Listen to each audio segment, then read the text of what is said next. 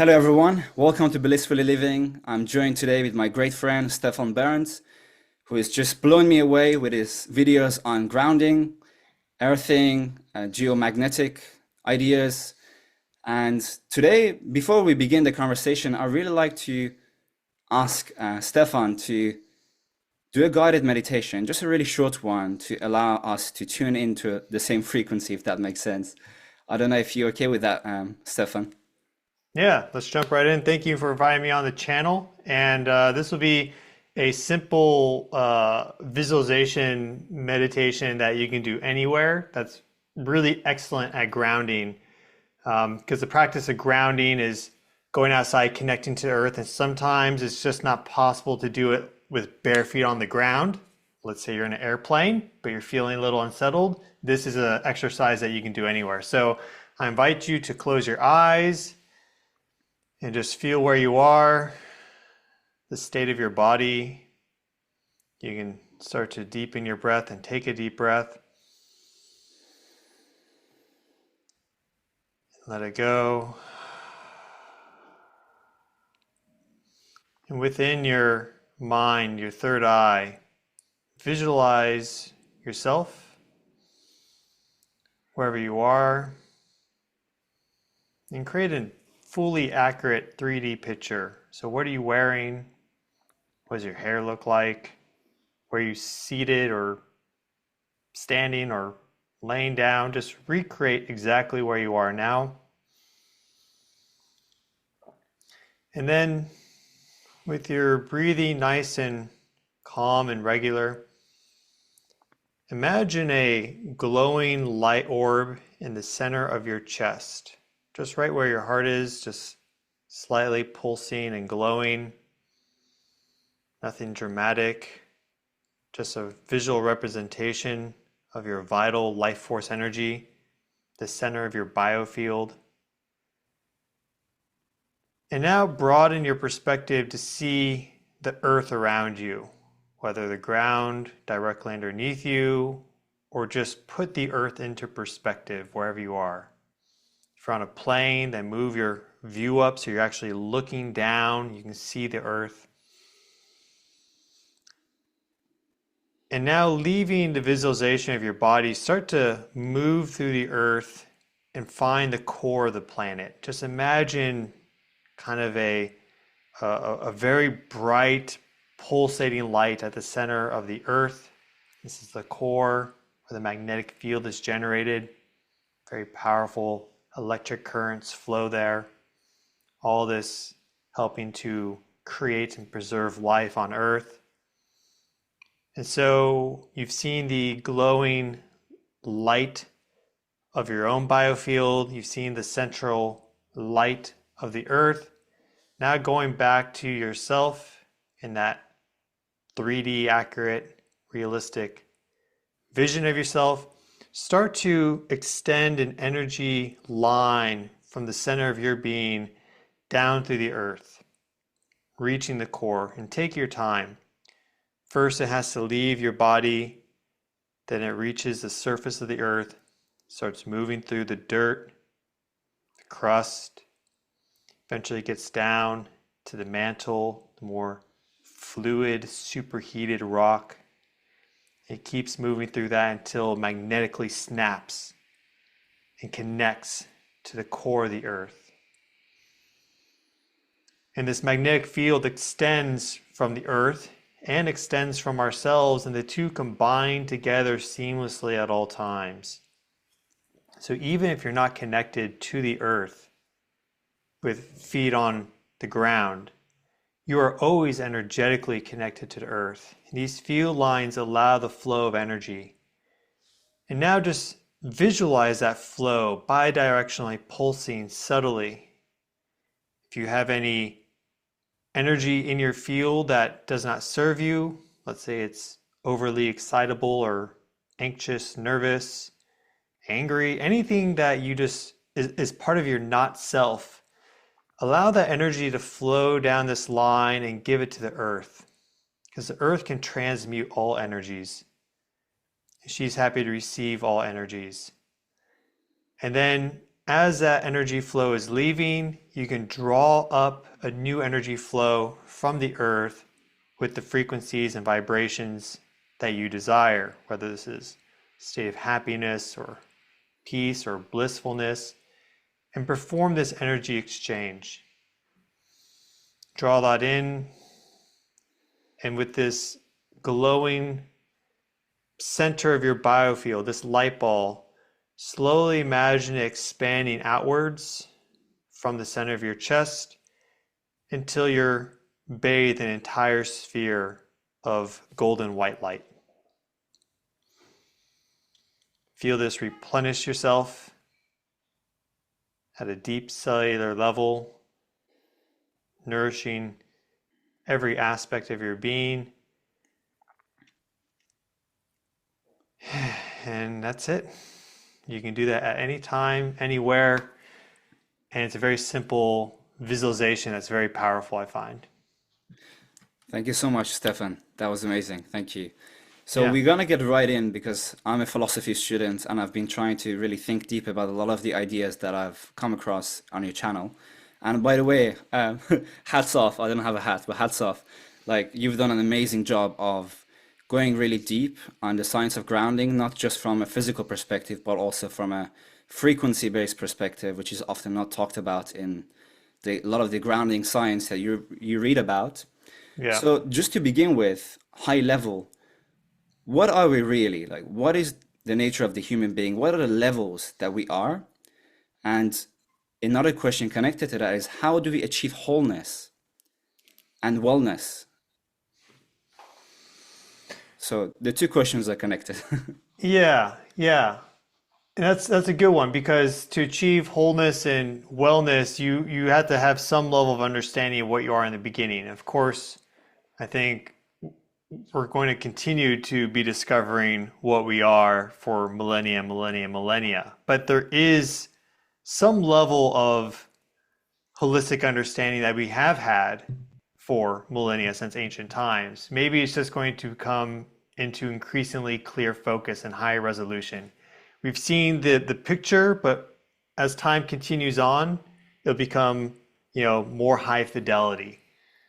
And so with that perspective, this may be a low resolution picture of what we are based on my understanding, but it's good enough, I would say, for you to proceed forward. And my understanding is that we are matter made slow. Most of the universe is made up of plasma, which is highly vibrational. You have protons, electrons, all these particles, and they're vibrating so fast that they don't really stick together. Like 99% of the universe is plasma. So only 1% of the universe, like planets and ourselves, is made up of this matter that is a little bit less vibrational. And then these atoms click together, and then atoms can click together, form molecules, and they form these structures. And it's like these crystalline structures form. But what's interesting about that is that within this more solid representation, or the solid nature of matter, which we are a very small subset of the universe, it's able to host all these different energetic rhythms within it. And so we have our heart rhythms, which is your heart rate every second or so, your heartbeats, but there's a variability with that. And so you have these very low frequency rhythms that emerge out of that. We have our brain waves, which are higher frequency, 0 to 50 plus hertz, even going up to 200, 250 plus hertz, though those are pretty rare. And then we have the regular rhythms of the autonomic nervous system, and we have like gastrointestinal rhythms, and there's all these different biorhythms that are stacked together at different frequencies and intensities. And it seems that some aspect of our being and our consciousness is related to this frequency makeup and the overall vibratory state that it creates, the overall vibratory system. And learning to shift certain aspects of that can help you to shift your consciousness to other states that perhaps are more pleasing. And so, for example, with heart rate variability, if you're heart rhythms are erratic and your heart rate variability is low, and there's no clear dominant frequencies, you get this kind of chaotic heart rate rhythm that doesn't have any clear coherence or structure to it. But if you were to shift that into greater coherence, these nice sine waves of rhythms, then perhaps that will, allow you, or it's just you'll manifest a more blissful, happy existence of consciousness, you could say. And so there seems to be some aspect of like what we actually are is just a system of vibrations nested upon a material construct, an avatar that has a lot of solidity to it, which gives us a certain weight and density in this world, which I think with our level of consciousness now for humans is necessary, because if we were plasma, things can change very quickly. It can just all of a sudden go there, to do all these things. And so consciousness needs to be able to hold that coherence together. And it's going to be more difficult if things are of a higher vibrational nature. So perhaps humans are at the point in our consciousness evolution journey where we need a more solid, dense avatar to keep us grounded in our consciousness, to actually stay centered and individual in one receptacle, or else we would just fling apart perhaps, unless we have more practice. And that makes sense if you consider like out of body experiences, people being able to go into like a light body and travel around. That's a much more highly vibrational state. You have to be able to maintain that sense of coherence.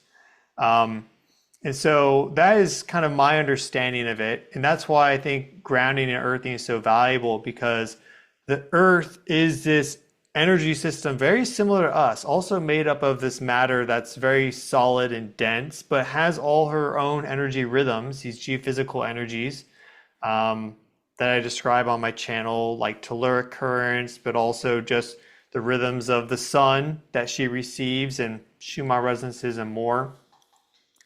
But we are all our own energy system contained within her. So I'm an energy system that has consciousness. At least I think I'm conscious, right? If I have some consciousness and you have some consciousness, then she has all of us, all 8 billion, plus every other life form within it. I would then say she's a super consciousness. And so as a super consciousness, I would think that she's probably a little bit more stable and coherent in her rhythms than we are on a day-to-day basis. And so connecting to her is very nice, and it makes things a lot easier, because you can just kind of, by connecting to her, not only do you strengthen her rhythms and everything and contribute to that, just as a cell within your body doing its job well is overall helping to keep you healthy and whole. But then she also bidirectionally feeds you, nourishes you, and keeps you in tune in the way that you evolve to be, if our idea of evolution with humanity is accurate over millions and millions of years, which seems to be the case. So that's kind of my answer. I think consciousness goes much further beyond that, but I think that's probably the place that most people should start, because you can't really maybe understand or conceptualize or even pierce into those other layers of consciousness until you have that foundation kind of developed, set, done. Everything is good. Beautiful. So as I was thinking about this question and was hearing your answer, I sort of categorized the different levels of ourselves as pure consciousness, and then energy. So that's like the ether aspect of us, and then electromagnetism, and then biochemistry. So the question I have, which is connected to this, is what is the relationship between the electromagnetism and the ether? Is the ether a kind of a container for electromagnetic energy? Is it the same? And how does it work? Because with certain electromagnetic technology like earthing or grounding, or devices such as the one I have, which is cranial electrotherapy stimulation, which I've been experimenting with, it seems it's an electrical technology, but it's having a profound effect on my energy and biochemistry, right? What is the relationship between the ether and electromagnetism in your point of view, and through the experience that you have done? Yeah, that's interesting. I mean, it was a big conversation back in, well, before even the 18th century, in 19th century. but it really became a big conversation at the end of the 1800s and in the beginning of the 1900s, when quantum physics was just like coming onto the scene and electromagnetism was starting to really be understood to a better degree. Maxwell had his equations that came out, and people were trying to figure out, okay, what is the medium that electromagnetic energy is propagating within? Because everything else before had a known medium of propagation. Like a sound wave needs some sort of air or atmosphere to propagate because the particles are actually oscillating. So, and this idea of the ether has been around for millennia.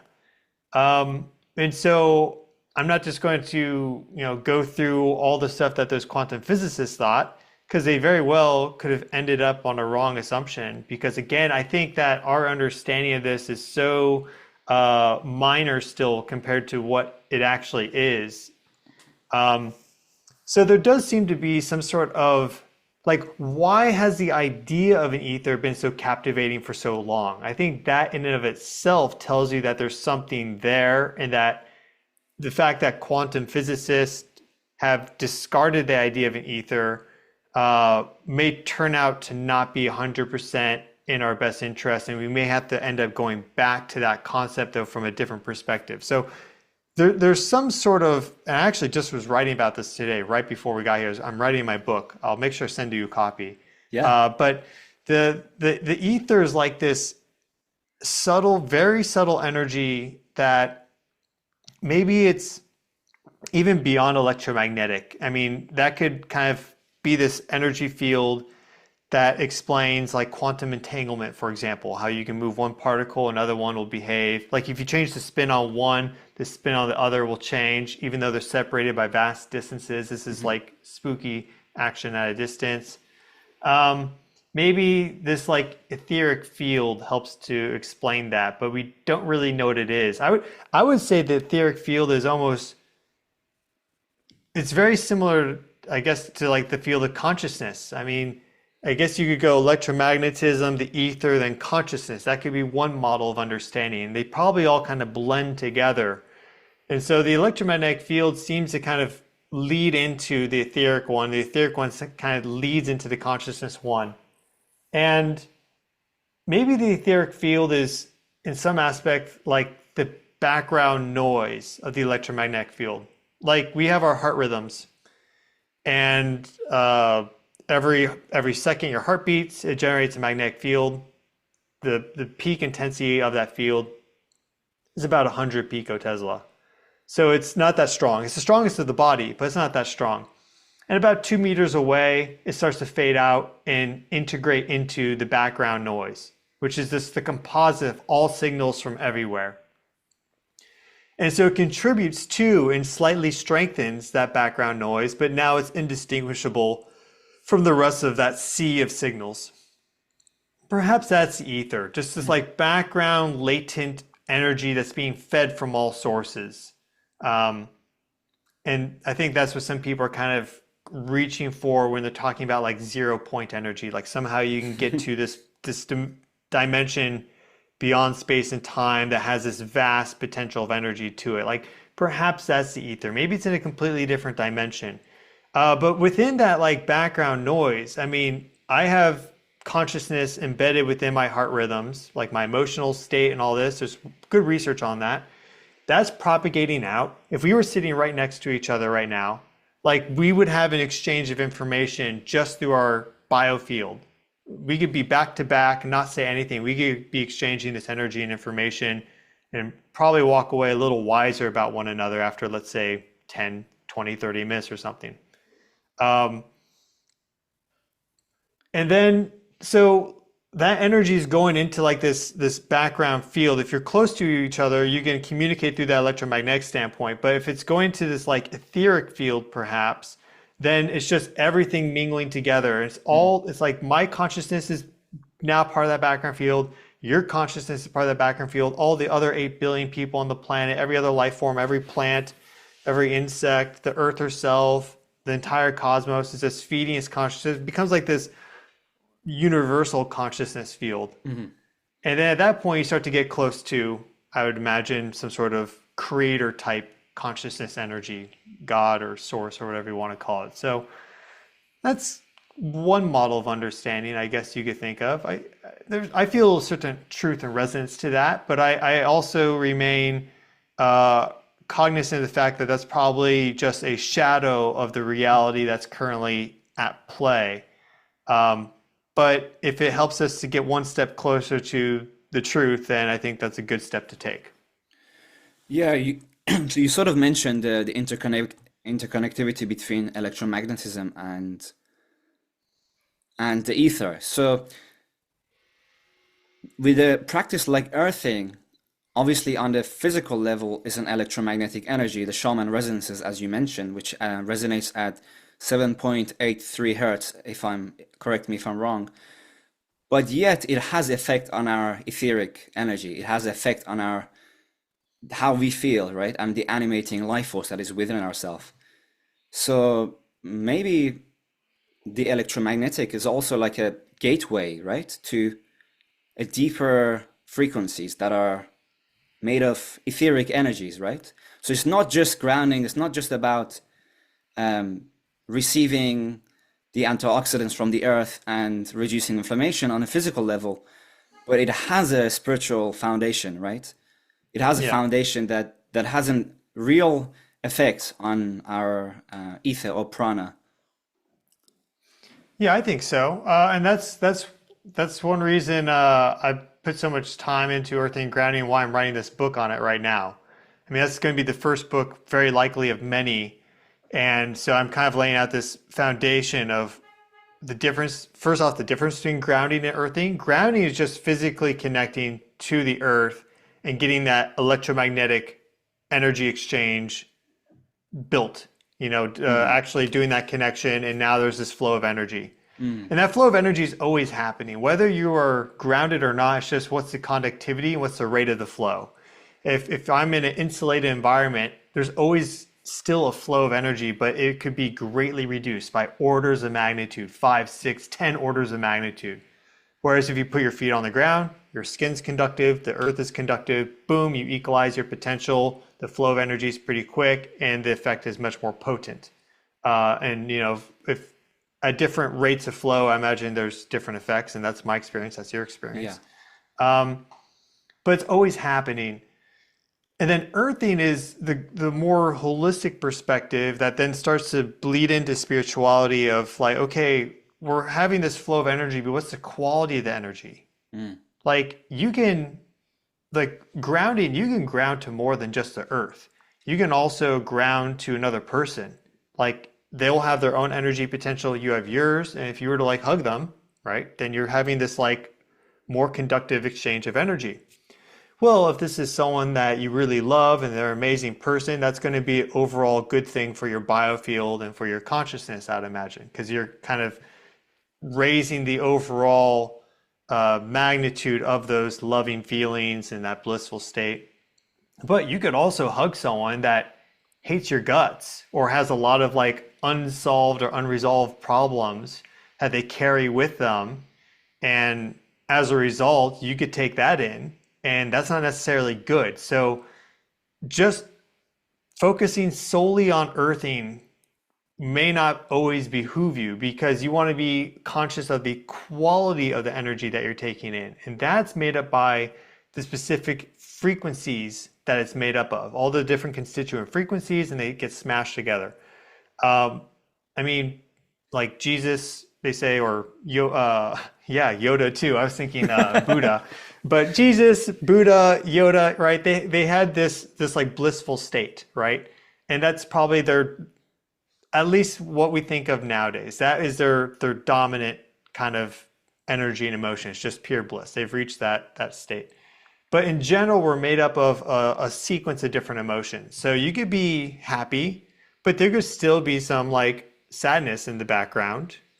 And you could have, a lot of peace in your life, but there could still be an undercurrent of frustration or anxiety or something. So we're made up of all those. And so that describes how there can be multiple different, you could say, signals within one overall energy system, different emotional states. And so that demonstrates that the quality of what you're connecting to matters, what it is specifically.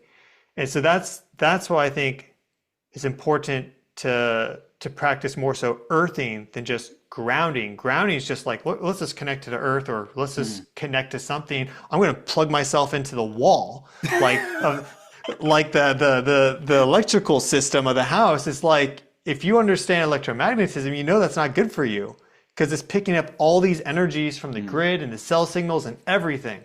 And some people argue about that, but it's pretty simple science. And if you test it too, it's not good for you. But, you know, like you have, setting the ground wire up to go outside into some soil with a dedicated ground rod, now the frequency of that energy you're getting is much different than if you had plugged into the ground port of an electrical system. So it's not just how you do it, it's like the consciousness evolved within it. And that's that extra step, which a lot of people just, for example, like, here's the pill to solve the problem, or this or that. But it's more than just doing something, it's about how you do it as well. And so that's really important. And so if you do that properly, then I think that brings in that more spiritual dimension, because now you are cultivating the specific frequencies and resonance, and you're tuning that towards something that's a little bit more divine, you could say. And that then leads to a whole bunch of other things. As you were talking, I got really excited because we previously spoke about, you were mentioning that you're in an apartment, that you don't have grounding, you don't have ability to ground yourself, but you do it consciously. I had a thought that, you know, we sometimes can ground ourselves with being physically in contact with the earth, as you mentioned, and sort of getting the qualities of the earth within ourselves. We could also do it energetically via the ether instead of doing it via the electromagnetic connection. So we can do it physically with electromagnetic connection, that is like literally being barefoot on the ground or laying on the ground, or we could do it with our ether, right? Because the earth has ether, we have ether, and we can connect our ethers together, if that makes sense. So we can go via the electromagnetic to the ether, but we can also go via the ether to the electromagnetic.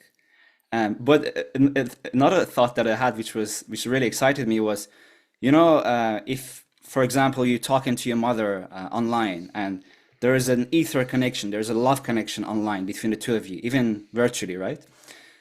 But if you meet them in person and you hug them, you also electromagnetically connect, as well as the love connection that is the ether, and perhaps doing both simultaneously.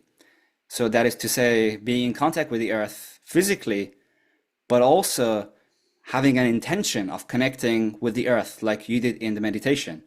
That's probably the optimal thing to do, right? So you're putting your ether and electromagnetic together. That seems to be sort of more enhanced, right? Because I did it unconsciously. First, when I started grounding, I would ground and I would just feel my body grounding, being connected to the earth.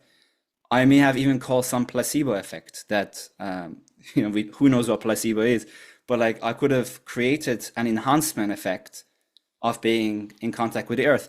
But then later on, when I sort of stopped doing that and I was like, okay, I'm connected, I don't have to focus on that, the effect became much less.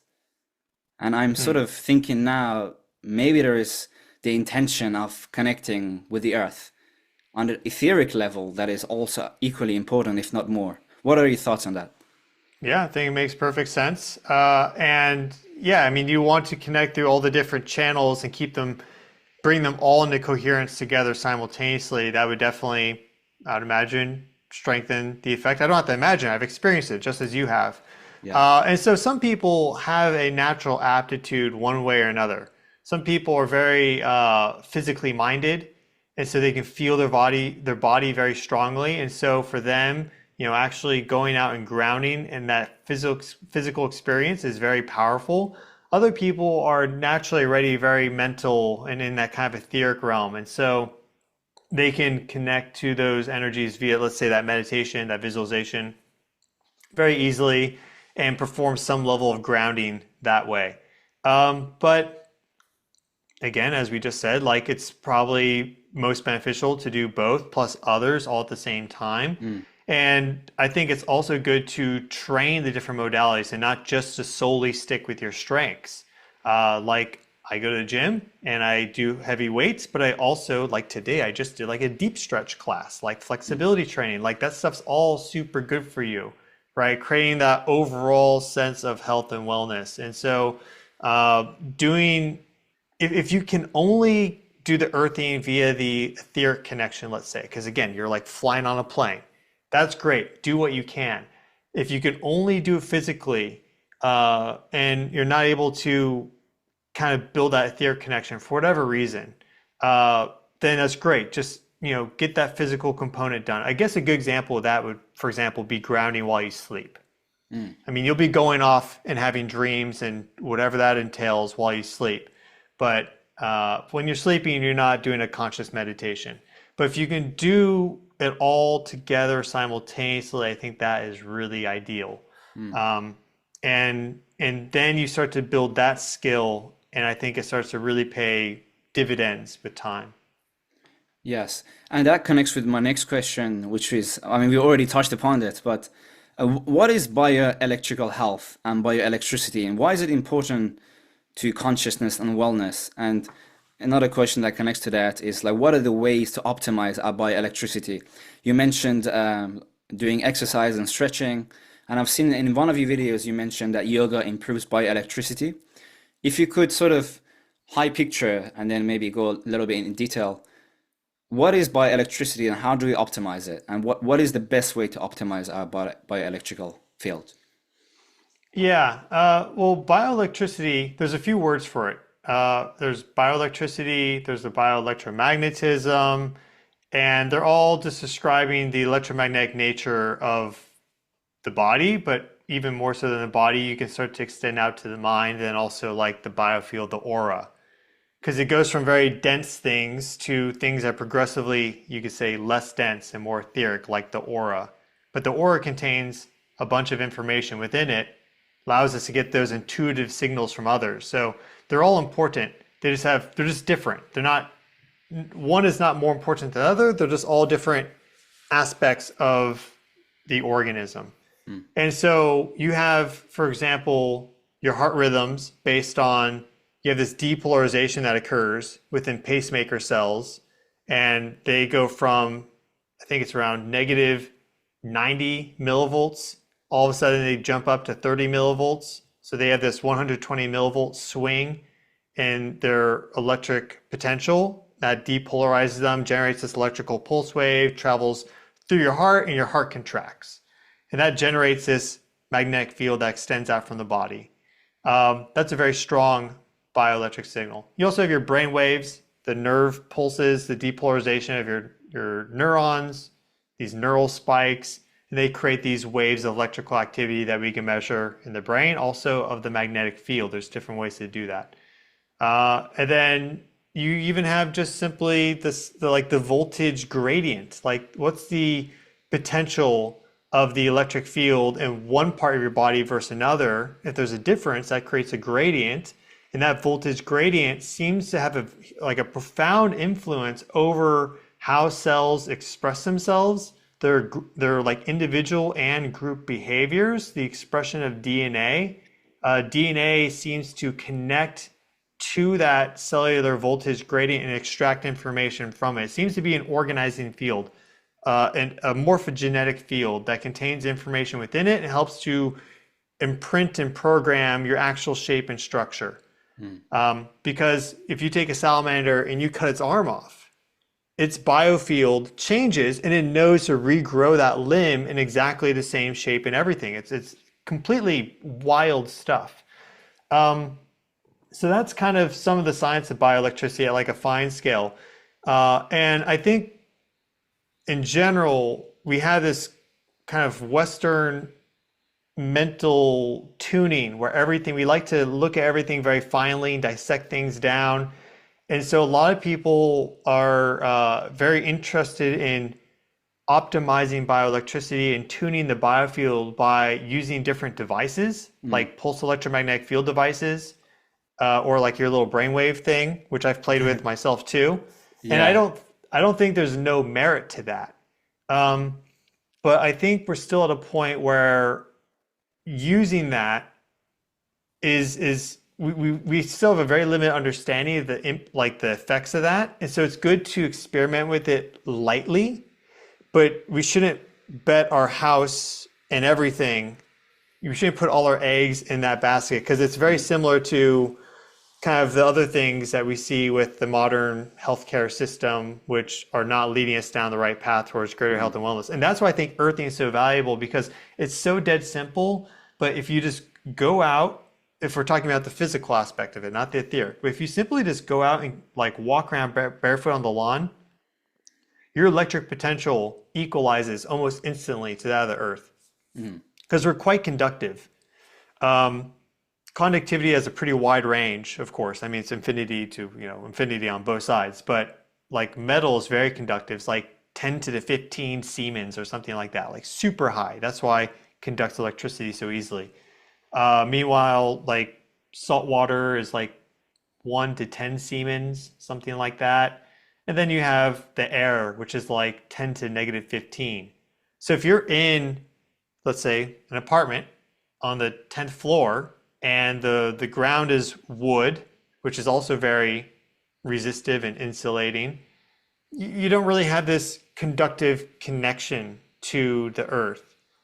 But if you all of a sudden go out and you walk around at the park, which the clay and the mud will have a conductivity of, let's say, like 10 to negative 2 Siemens, or even 10 to negative 1, our body's fairly similar, all of a sudden that's like going from the air, which is 10 to negative 15 or 14, it's like a 10 or 12 or 14 order magnitude jump.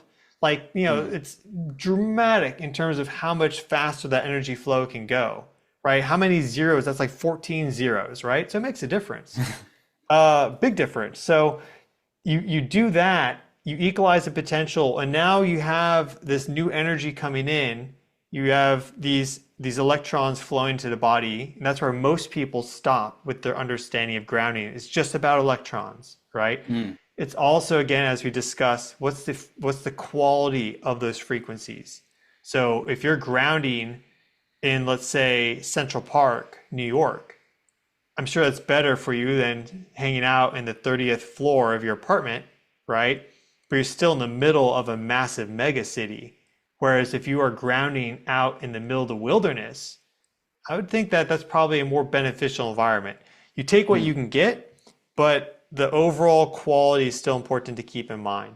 And so if you learn all this stuff and you want to play with these little niche things like I've done or you're doing right now, that's awesome. That's great. We need to push those understandings forward.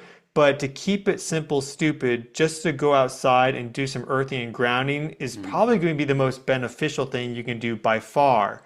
And will have a much greater effect than this is my opinion, but it's going to have a much more beneficial effect for you than some like pulse electromagnetic field therapy mat, which if you actually read the research, there's some concerning things there that can click in, especially if you're not conscious of how to use it in terms of timing and duration, the intensity of the signal, what is the frequency of the signal, all these things. Just, if you're going out to the earth, the way we evolve, you connect, you equalize that potential, you bring in all these new fresh energies, and that's just super good for you.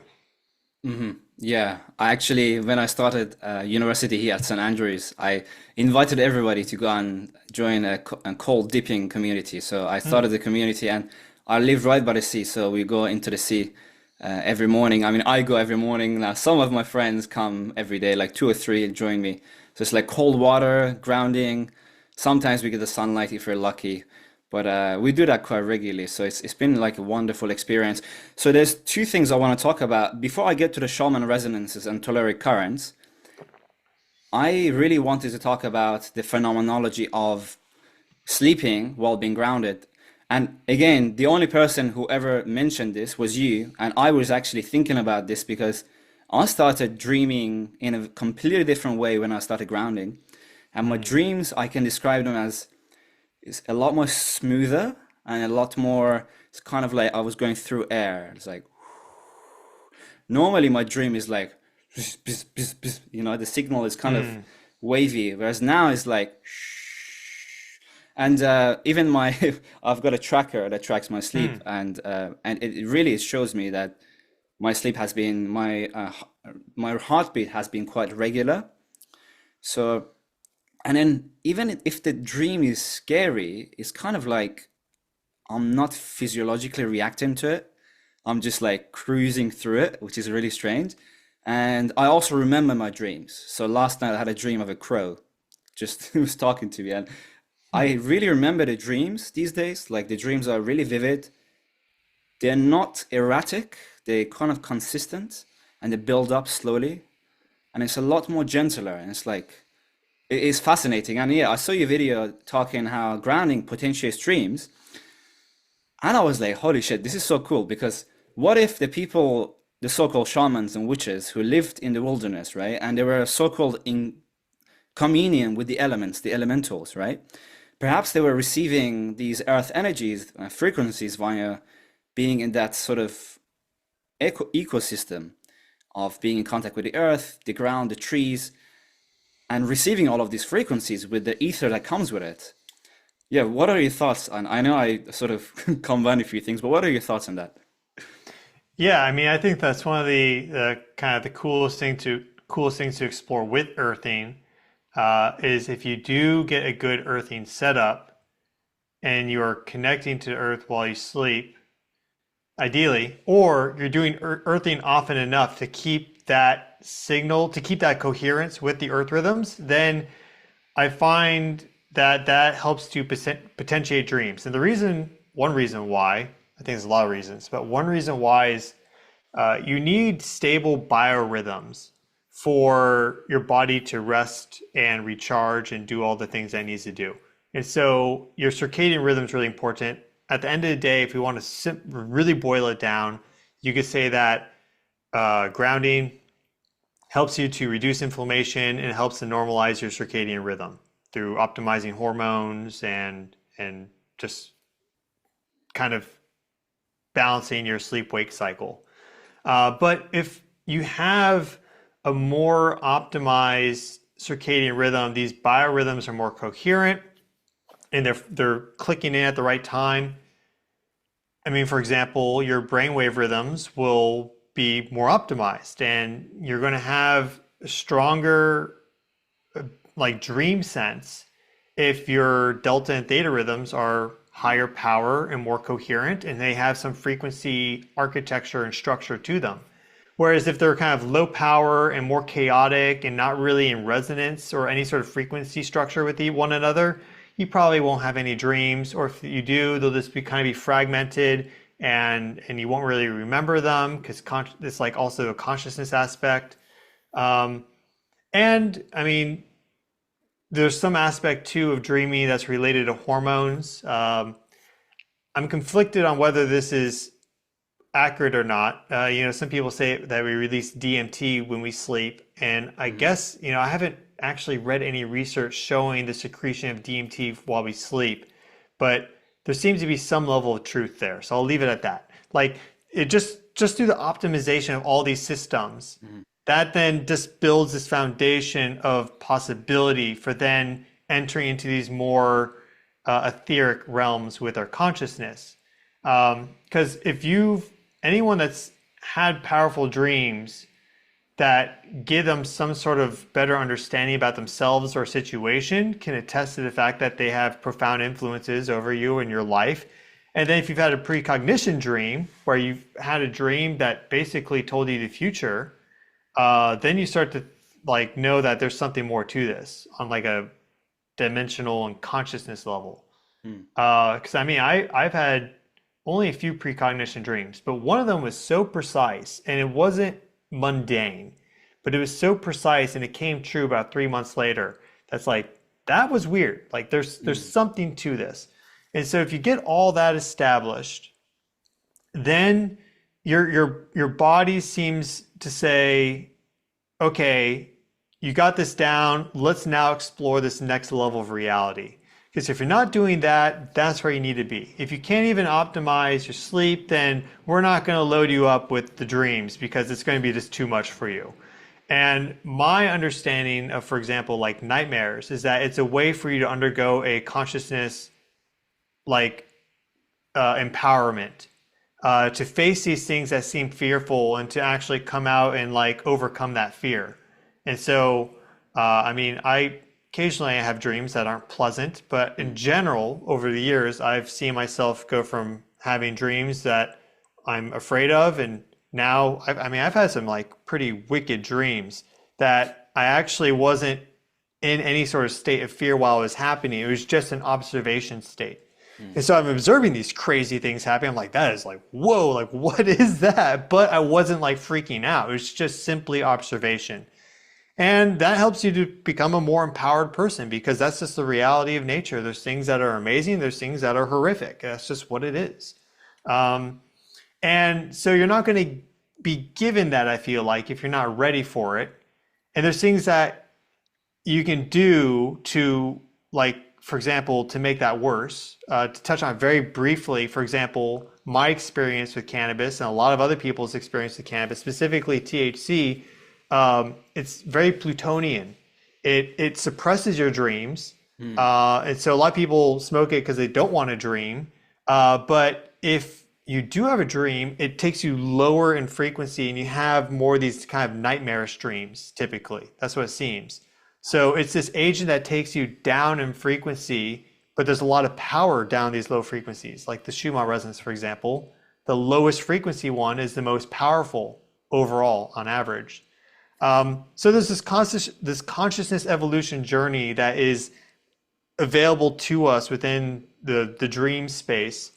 And if you have all your biorhythms and all that stuff in check, then you're presented that opportunity.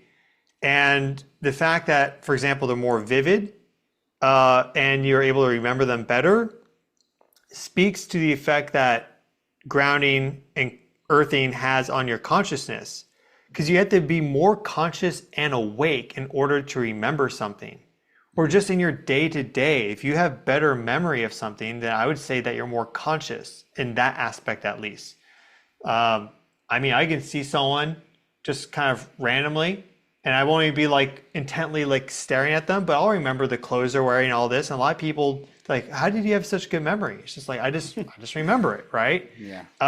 So that speaks to the one aspect of the quality of consciousness, is be able to hold on to more information.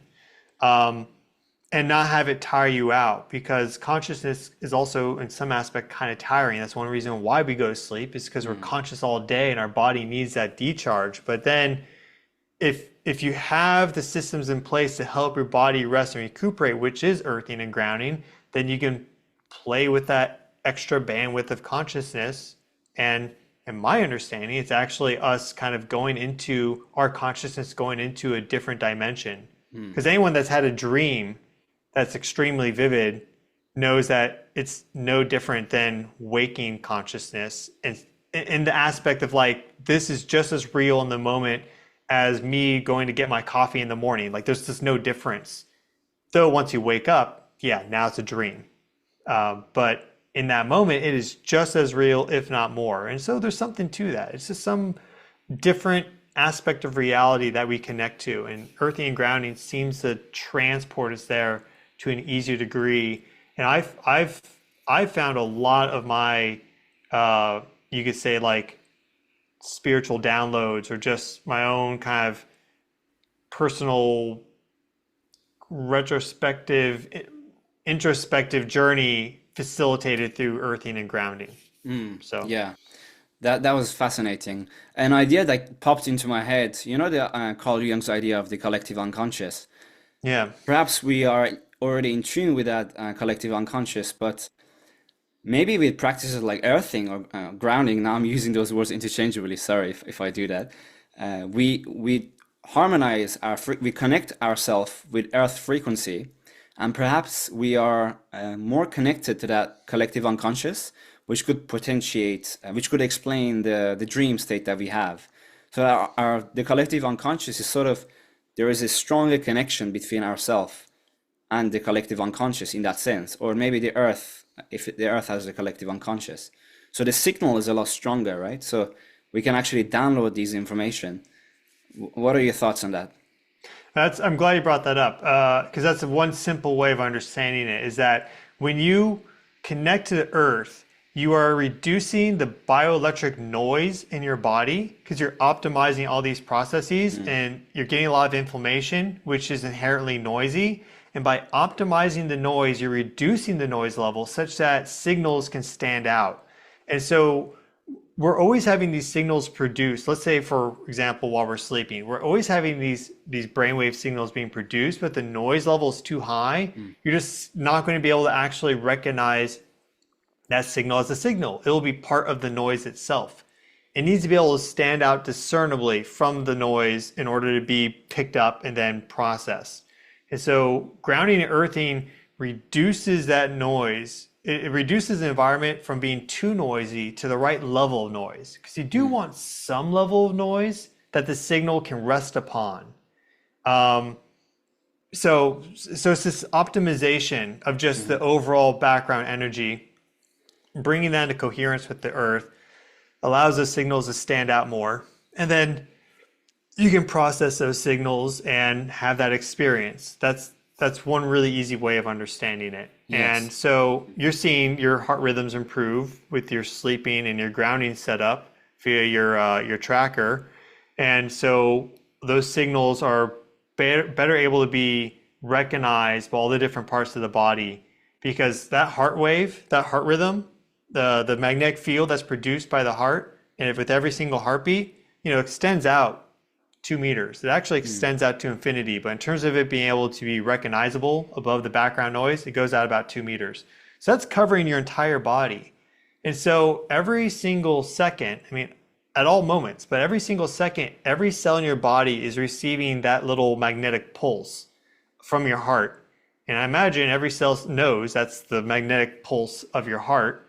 And that's an organizing signal because it's being received regularly. So they can use that magnetic pulse to then guide their own biorhythms. And so if you have a coherent magnetic field being produced by your heart, a coherent biofield, that helps to bring coherence to everything else because that is one of the few signals that propagates and surrounds the entire body and is felt by everything.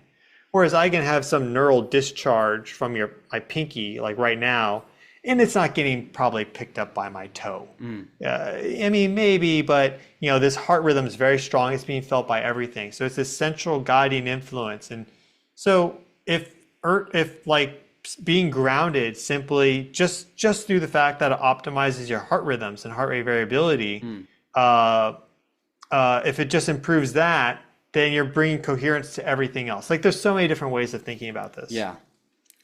They all lead to the same destination, I feel like, too. So that tells me something.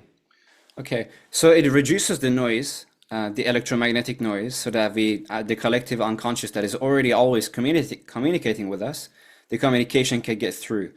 But also, there is also some information, positive information, that comes through. So it's not just reducing the noise. So I think that connects with the Telluric current and the Schumann resonances. Perhaps not only we get a reduction of noise, but there is some flow of information from the earth through these currents. So why don't you explain to us perhaps what is happening with the frequencies that is going to the body, other than the noise reduction, through the Telluric currents, Schumann resonances, or any other ways that information is being sort of sent to us from the earth? Yeah, to start, I think that, and I think everyone has experience with this, is that our consciousness is a little bit less individual than we think it is. We often are like, okay, I'm my own consciousness, I'm my own person, but our consciousness, our individual consciousness, I think is made up much more of these other parts coming in that we're receiving than we typically think. And so we're bidirectional in transmitting and receiving energy, information, consciousness. And a very simple way to think of that is how you go to one country versus another. And in general, the people have a certain way of acting in one country versus another. All Americans will have some kind of level of coherence to them, right? They're a little bit more brash, you could say. versus you go to some other country and they just kind of in general have a different vibe to them. That's some of that mixing there, and that changes who you are. And then if you were to take that person or this person and swap them, they would start to tune to the other one a little bit, but there's some level of inertia and imprinting and all this. So first and foremost, I think there's this aspect of what consciousness we're receiving, and there is this, ocean of collective unconscious, or we just call it the collective consciousness that we're constantly feeding. As I talked about, our heart signals are just going out into the ether and all combining together, and this is kind of, it's our emotions are embedded within our heart signals and more. So we're just creating this overall sea of feeling and energy and information. And I think that there's a lot more there to that. I think there's like consciousness to that, that we can connect to, and you can go back in time and perhaps even forward in time and scry information and stuff, the Akashic records. I mean, there's a whole bunch, and a lot of it hasn't been proven like Western scientifically. So the best way to, if you're a skeptic, is to actually practice this and have the experiences yourself, and then try to work backwards. But there's that. And then in that case, earthing is one way to connect to that field and to get some of that information, or to imprint information into that you want. If you want the world to be a more peaceful and loving place, then you maintain that own energy yourself. And when you are doing your earthing grounding practice, then that will just naturally flow out into that field and to help cultivate and develop that resonance. And that will then influence other people. And we hope that increases and becomes a positive tide of beneficial change. So yeah, I mean, and I think there's also an aspect of the collective consciousness where there's things contained within it, or information, ideas. You can get certain ideas when you need to, or there could be even, for example, like trauma that's built within that, that's there, that needs to be processed. And I've had the personal experience, many people have, and some people are more connected to this than others, of doing some of the work for the collective, but on the individual level. So some people are more connected to that collective unconscious, and they may not understand why they're always so sad or something. They're processing so much grief, but perhaps they're processing, deep ancestral grief, or even like collective grief of some event that happened that just hasn't been processed yet. And God has chosen them to be one of these transmuters for that, because they have the capability and it's part of their spiritual evolution journey. So there's a lot of things with that. But we can optimize our own our own biology, our own bioelectricity, our own consciousness. And then we can also through that start to lighten and optimize, you could say, the larger energy field that we exist within, that influences us, but we also contribute to. Amazing. And the follow-up question was about the Telluric currents and the Schumann resonances. What are the difference between them, and do they have any different effects on our body energy? And yeah, what are if there's a spectrum of frequency like the Telluric currents or Schumann resonances, what is the spectrum, and what is the effect of each frequency on the body? Yeah, so that's where we can start to understand everything that's been discussed a little bit more scientifically. There are certain vibrations that exist in the background electromagnetic field that have a higher power density, or they're stronger, they have a higher intensity than other frequencies. And the most well-known of those are Schumann resonances. And they were first theorized in the 1950s because some physicists were thinking about the global electric circuit of the planet. They're like, there should be vibrations that sit within this. And it turns out they were correct, and they measured these vibrations. And these vibrations are very low power, only about 1 to 5 or 10 picotesla, very low power. Same power as our brainwaves, and same frequency as our brainwaves. So it's interesting. And they exist because we have this light energy always being produced across the universe from, let's say, the sun, or from like a lightning strike, which produces a whole range of electromagnetic frequencies. But the ones that resonate with the Earth, because of the Earth's physical dimensions, Earth has a circumference of 40,000 kilometers. A wavelength of light that has 40,000 kilometers as well will just naturally be resonant with the Earth. If Earth had a circumference of 30,000 kilometers, then the natural resonant frequency would be one with a wavelength of 30,000 kilometers. But no, it's 40,000, and that calculates out to about 7.5 hertz. If you take the speed of light, you take 40,000 kilometers, you get 7.5 hertz. But due to some of the atmospheric effects, the average frequency of the main mode of the Schumann resonance is 7.83 hertz, though that varies in its peak intensity. Sometimes the peak frequency is 8 hertz, other times it's 7.5 hertz. There's this range, and there's actually higher energy across that entire range at all times. It kind of forms a band going from about 7.2 to 8.8 hertz, but there's that peak power frequency that kind of wiggles and flows in between depending on the time of day, your location, the season, the year, the solar cycle, all this stuff. And that overlaps with our brain waves in intensity and in also frequency. And there's other modes as Schumann resonances. There's 14 hertz, 20 hertz, 25. They form these kind of these bands of higher power going all the way beyond 50 hertz, just like our own brain rhythms. And telluric currents are some of the dominant telluric currents are Schumann frequencies. And telluric currents are electrical currents that are flowing through the Earth.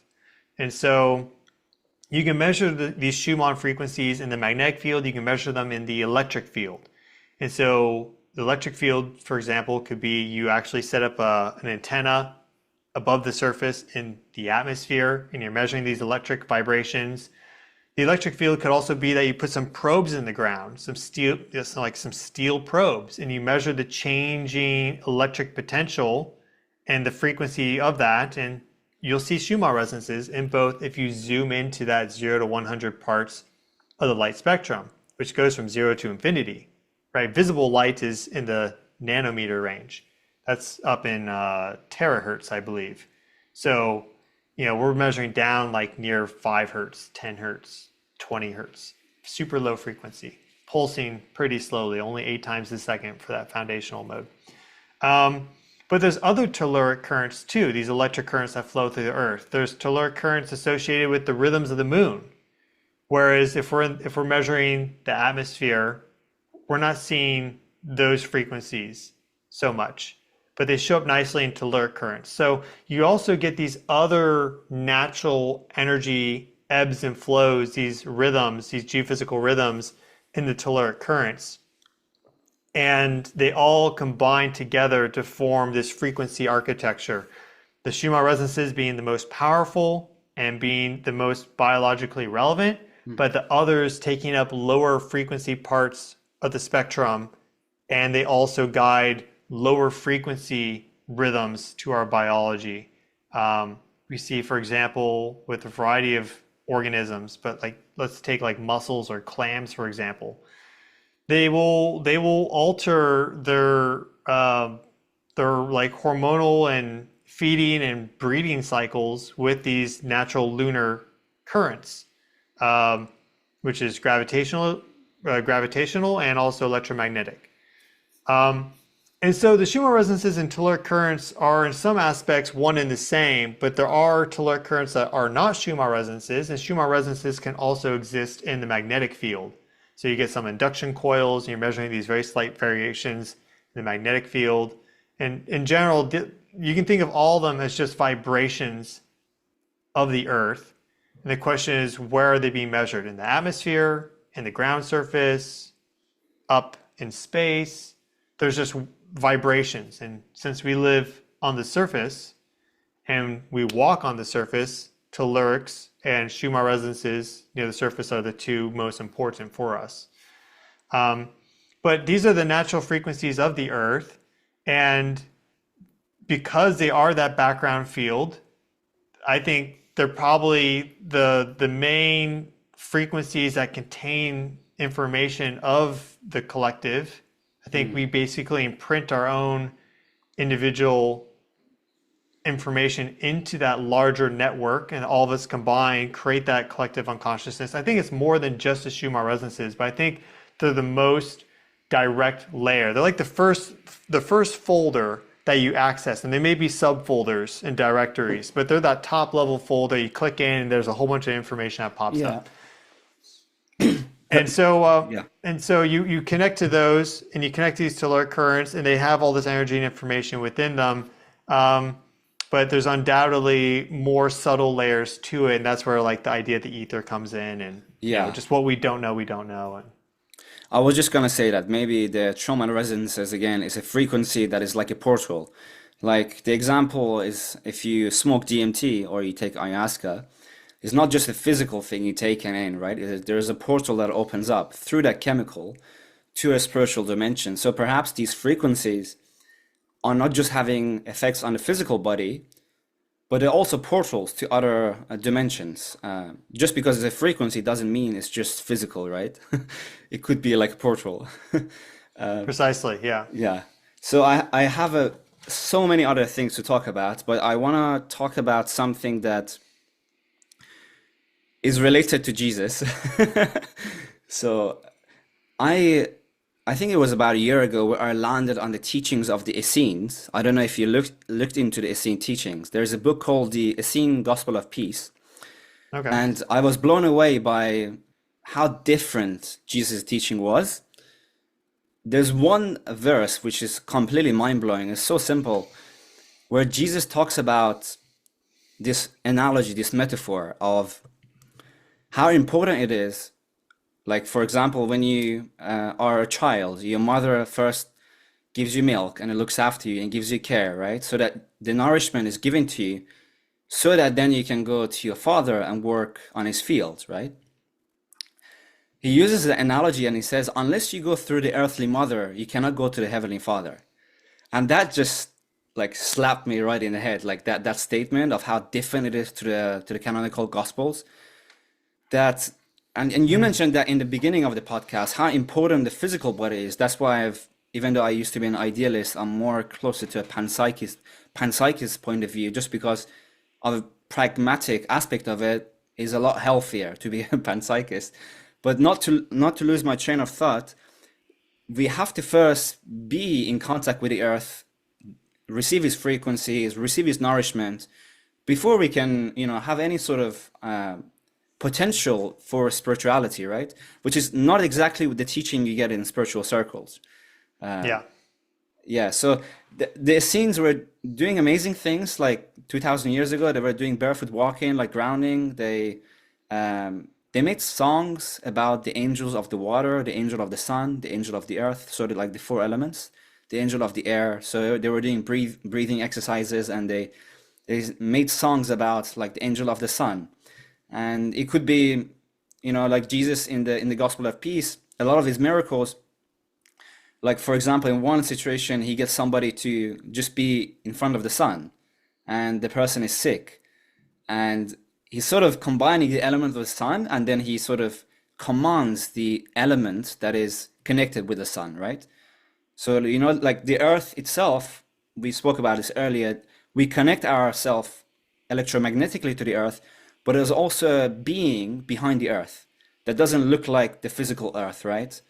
So, like the Essenes had this teaching of connecting with the elements physically, but also commanding the elements. They were like the masters of commanding the elements. That's how supposedly they were able to perform miracles. So, what are your thoughts on that? That first, how important it is to be grounded, to be physically healthy. The physical body is so important before we can sort of develop anything spiritual. But also this idea of connecting with elements, to the spirit of the elements, whether that be the sun, the earth, the stars, and as such, maybe one day, like Jesus, we will be able to command the elements and achieve communion in such a way that there is no separation between us and the elements. Yeah. Yeah, that quote that you gave is awesome. It's very simple. I like it. You don't get to the Father, but through the Mother. Um, and it's, I mean, it's basically the same as what ancient Greek mythology is that you had Gaia, and she created Uranus or Uranus, who's the sky god, as her consort. But I mean, she gave birth to that sky element, who then brought fertility and all that to herself because, he made it rain and all this, but he's very much representative of that heaven element. Hmm. Um, and if you look through Greek mythology too, anytime there's some change in the order, it's always precipitated by Gaia. Because with this first example, Uranus and Gaia created all these titans, their offspring, and Uranus was saying, Gaia, you have to take these titans within you and store them in Tartaros. And eventually that grew discomfortable for her, so there was this rebellion. And then Kronos did the same thing with his Earth woman, which was Rhea, his sister, but also representative of the Earth. Though this time he was swallowing his children and keeping them within himself. And then, so she squirreled away one of her children, Zeus, and there was this overthrow. So every single change in the cosmic order has been precipitated through the Earth element, and was originally the original order of the cosmos after having come out of chaos or just pure potential. Was, the clear sequence of steps comes from the Earth element. So yeah, it makes perfect sense to me. And so, I mean, we see that also reflected in Greek mythology and everything. So, I mean, there's a whole bunch of different little avenues you could explore, but that's the one that I know fairly well. So you see that there too. And yeah, I think it makes sense. I see into this kind of more new age community, a lot of people who, from my perspective, they seem pretty ungrounded and they're way up in the clouds. But they're not, I don't think they're perhaps getting the information or the connection that they think they are, because they are so ungrounded. I think there's something to be said about just working with that physical element, making sure it's not completely that, right? Of course, there's more to it, but just making sure that is a part of your practice, eating well, sleeping well, drinking good water, making sure your body's healthy, earthing, and then you do that as just part of your lifestyle, then I think that allows everything else to blossom. And then you're given that gift. And if you don't do that, I think you're kind of going into some of these more, I mean, everything's real at the end of the day, but some of these more kind of weird imaginary realms that aren't exactly reflective of the truth or reality. And they're actually sometimes little distortions of source energy. Though again, everything is reality. But that's just something I notice. And also when you're up more in that air element, but without that grounding, you may be this perfect idealist one moment, and then the next moment, all of a sudden you're super irritable and angry and you lash out at someone really quickly, and that's not really that conscious. So, I mean, just with the YouTube channel, I see that sometimes I get these comments where people just are yelling at me over something, and I don't know why. And then they'll apologize later, I'm sorry, I had an outburst. And it's a human thing. It's a human thing. But I think grounding helps to reduce a lot of that, because some of it just seems where did that come from? Yeah. And yeah, so I mean, it makes sense to me. We look at all the science. We've talked about that a lot, but I don't even think you necessarily need to. Just actually doing the thing is very important. We are this matter made slow, our actual body, and so we can't just imagine the thing and it will happen. Not 100%. There's some aspect of just where we are with our consciousness and how we've manifested in this realm that we actually have to do the thing to show that we are worthy, I think. Yeah, it's the combination of thought, feeling, and action, isn't it? And another idea I had was So my astrological element, my dominant is fire and air, right? So I'm Hmm. I'm already like I was born very spiritual, like just at a very young age. I had a deep connection to Source, God, and I used to write poetry. So for me, actually, not doing any spiritual practice, by that I mean doing things that are grounding, whether that's a meditation that is about body scanning or exercising, is probably best for me than, getting involved in a lot of the, I suppose, more advanced stuff, of how to use certain formulas and etc., etc., etc. But something I found was, the whole idea of astrology is the 12 sections, right? And when you're around somebody who is grounded, just being around them, maybe they have Capricorn dominant energy, just automatically grounds you. So, the whole idea of that it takes 12 perspectives of the one for you to understand the one. So that's why like there's 12 disciples, and number 12 is kind of repeated in a lot of religious traditions. But an idea that I had was it's not really important the philosophy you have within an idealist or panpsychist, because in reality, you may have Capricorn dominance or Earth dominance, and it's good to be around people who have the other elements, who can just transmit to you, provide you that environment, that nourishing, harmonizing environment, right? That gives you a harmonizing effect, like a centering effect. Because to have a centering effect, you need to be exposed to all of these energetic influences. So when I'm with my friends who are a lot of fire and air, like we have a great time, it's lovely. But it's when I'm with people who are really practically minded that they tell me, bro, you have to actually make money. And Hmm. then I'm sort of understand the other aspects, the other perspective that I don't have, right? Yeah, it's important. I And mean, and that's just as a, grounding. And that's grounding. Like yeah, their ideas, their presence just grounds me automatically. yeah. I mean, grounding is also going beyond. And here's where we run into the limitation of like the words that we use, like because grounding and earthing is so comprehensive. We could have 50 words for it, just like the Inuit people have 50 words for snow, because there's 50 different types of snow and more.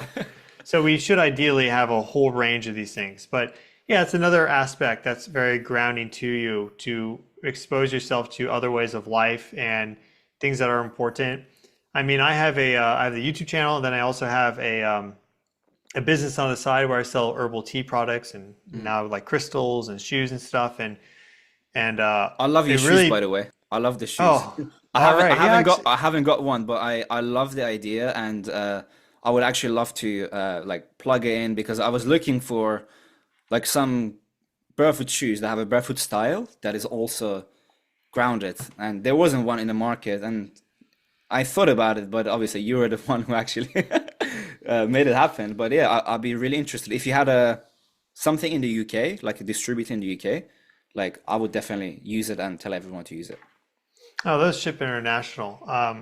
But like I really started offering all that stuff because being practically minded, I think on my own journey in discovering this, basically doing the exact same thing as you, I was thinking like, I want some good earthing shoes, but there really aren't any out there. Like, how can I kind of develop these systems and make it easier for people? What's the information? Then what's also kind of like, if someone wants these things that optimizes the process to create like a store for that. And so I was experimenting with these tea blends myself.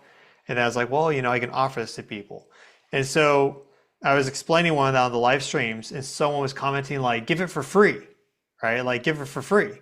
And like I had someone reach out before saying like, "Hey, dude, it's tough times. Like, could you send me a little sample?" And I sent them a sample, right? Because they asked, and it's like Yeah. shipping was like $3-4, whatever. I sent them a little sample. But if I just offer all this stuff for free, it would just be a flash in the pan. My money would evaporate because I would buy all this stuff but get nothing in return, and I would only help, let's say, 500 people at the end of the day. 500 people would get the product, and then I'd be totally out of funds and I wouldn't be able to do anything. But, by having some exchange of energy, which is money, with them, which is not an evil thing, I'm in fact able to grow the business. And now instead of just helping 500 people for free, I can in fact, over the long term, help thousands and thousands and thousands.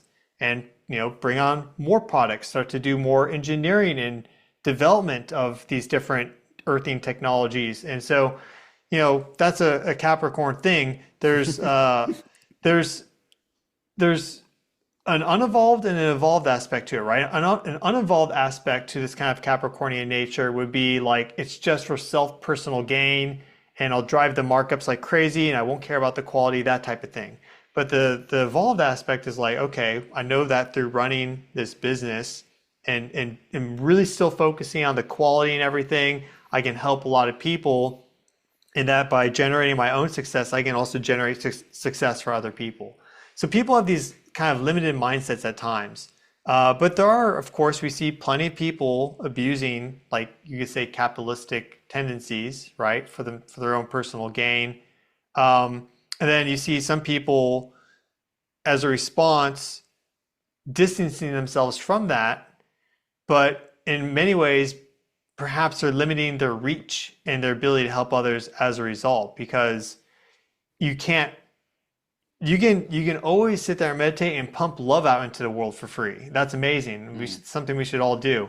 But if we're talking a little bit about more of these physical things, or you get to the father through the mother, then that requires you to engage with those more physical things. And we see, like, if we talk astrology, the sign of Taurus is connected to money, and that's connected to earth because it's the fixed earth sign. So these things are all connected together, and money is really just the flow of energy. And so, being grounded is important in all those ways too. Being grounded in what are your actual values, what is your actual passion, making sure you follow that because it needs to express itself somewhere. You having a lot of fire and air. I mean, I have quite a bit too. A lot of people in your generation do, but having a lot of fire and air, that's a lot of passion, energy, you could say, a lot of that kind of creative, intellectual energy. I have two Earth. Sorry to cut you off. I have two Earth. My Mercury and Venus is in Capricorn. Okay, all right, there you go. Good combo.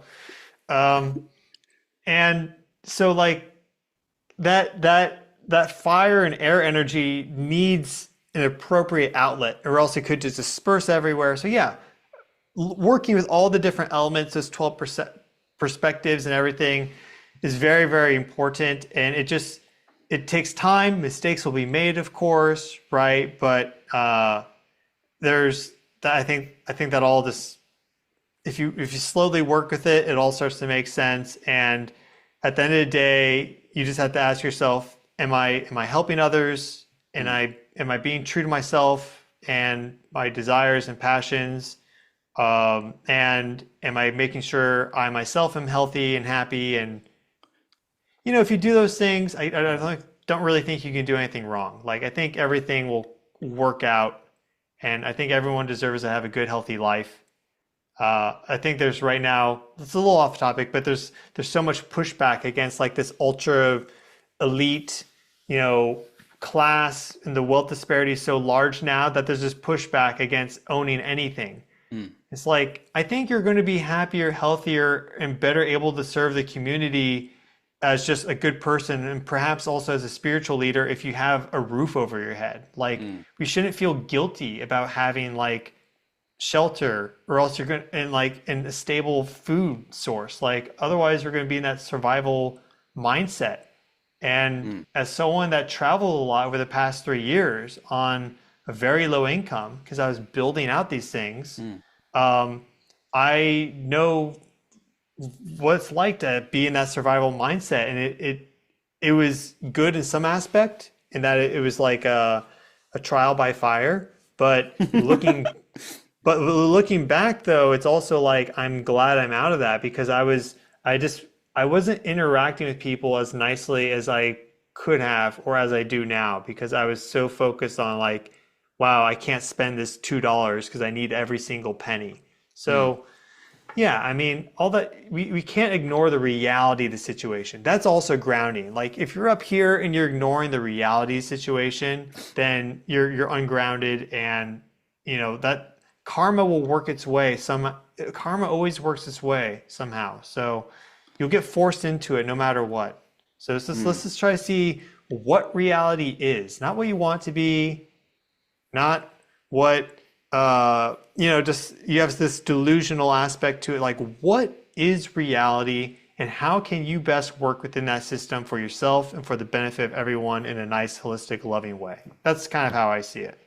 Yeah, and I think that's why astrology is so important. Not only like understanding spirituality and consciousness, but also understanding that consciousness has different aspects of its manifestation, and none of them is more real than the other. In fact, what is real is understanding all of these elements. So maybe a little bit of materialism in your life, not as a metaphysics, but as a practical thing, is a good thing, because then you have the foundation on which you can again build something spiritual.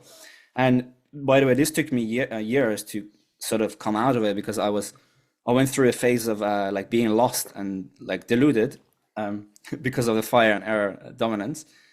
And I came across the works of Rudolf Steiner and like his whole thing about spiritual science, and how important it is to have a scientific mind, a spiritual side as well, combined in a way that is grounded, logical, analytical, but also intuitive.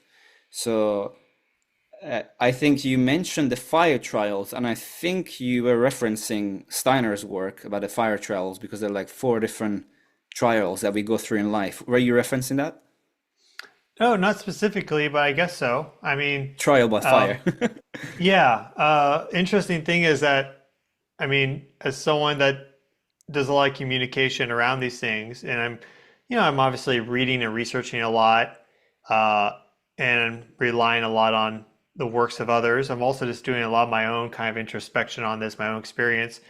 There's times that I'll say something and someone be like, that's exactly what Terence McKenna said, or something like that. And it's Yeah. like, no, we're all just touching upon the same truths. Yes. And so one way to get a lot of those is to research or read into someone in their work that, spent their life dedicated to it. But no, if you'd like to elaborate on the 4 trials of fire, I'd be more than happy to listen. That'd probably be a whole podcast on itself. Oh, I want to be really respectful of your time, because we've reached 90 minutes. So why don't you plug your website, all of the links that people need to hear about, the link to your grounding shoes and the herbal teas you mentioned. Yeah. yeah. Well, the YouTube channel, which is where I have my videos that I talk quite often on, is just my name. So Stefan Burns, STEFANBURNS. That's just my handle. I also have an Instagram account, a Twitter account. The Twitter account is a little bit more focused on what's happening with the Earth geophysically. On the YouTube, I have a wide range of topics, from earthing to space weather to some of these more spiritual things that are occurring, to sometimes just the fact that there's a volcano over there that's exploding. Like, I talk about all these things, and it's really a channel that, if you watch it regularly, if you find some resonance with this and you watch it regularly, you'll get all the information eventually. And it all kind of clicks together. And then as it relates to the products I offer, right now the website is wildfreeorganic.com, and the shoes are available internationally, the earthing shoes, and the other products other than like the ebook and the e-course are only available currently in the United States. But you can look at the herbal products, for example, look in the ingredients and make them yourself. They're all very simple recipes, so it's no complex ratios. So if you just were to get equal parts of them and throw them together, it basically work out the same. So you could take these formulations and do them yourself. For example, if you're in the UK, you want to try the spirituality. It's lotus flower, it's mugwort, chamomile, passion flower. Just bring those together, drink that. Your dreams will get enhanced. You'll sleep better. You'll have some good experiences with yoga and meditation and stuff. So it's just I'm doing what I can to research into all these things as best I can, and then to summarize it, because it's obviously a lot.